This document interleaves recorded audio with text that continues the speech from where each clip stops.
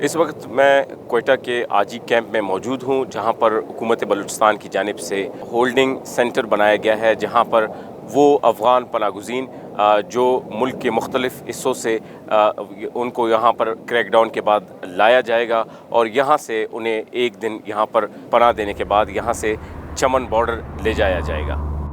इस holding centre के अलावा कोयटा में एक और होल्डिंग सेंटर भी बनाया गया है। दोनों होल्डिंग सेंटर में तकरीबन 500 के करीब जो अफराद हैं उनके लिए जगह बनाई गई है, उनके लिए वॉशरूम्स का इंतज़ाम किया गया है, खाने पीने का इंतज़ाम किया गया है। इंतज़ामिया ने बताया है कि जो अफ़गान पनागुज़ीन हैं, जिनमें ख़वातीन, बच्चे, बुज़ुर्ग शामिल हैं, उनको इस होल्डिंग सेंटर में रखा जाएगा।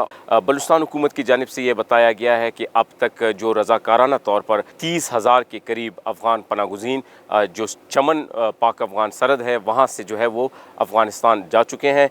होल्डिंग साइट्स का पर्पज़ ये है कि जो लोग अव्वल तो अपनी मर्ज़ी से जा रहे हैं, वॉलंटरली जा रहे हैं, जो कि 90% हैं, वो तो सही तरीके से जा रहे हैं, लेकिन कुछ हैं जो नहीं जा रहे, उनको फिर हम कानून के मुताबिक, फॉरेन नेशनल्स एक्ट के मुताबिक उनके ख़िलाफ़ कार्रवाई कर रहे हैं, उनको अरेस्ट कर रहे हैं। अरेस्ट करने के बाद उनको होल्डिंग साइट पर मुंतकिल किया जाता है। होल्डिंग साइट पर नादरा के साथ मिलकर, FIA के साथ मिलकर उनका पूरा डेटा जो है वो रिकॉर्ड में लेके आया जाता है। इस होल्डिंग सेंटर में नादरा की जानिब से एक आर्जी सेंटर कायम किया गया है, जिसमें बायोमेट्रिक का सिस्टम नस्ब किया गया है। जो भी अफ़गान पनागुज़ीन यहाँ पर आएंगे वो बायोमेट्रिक सिस्टम से उनको गुजारा जाएगा और उसके बाद जो है उन्हें अफ़गानिस्तान भेजा जाएगा।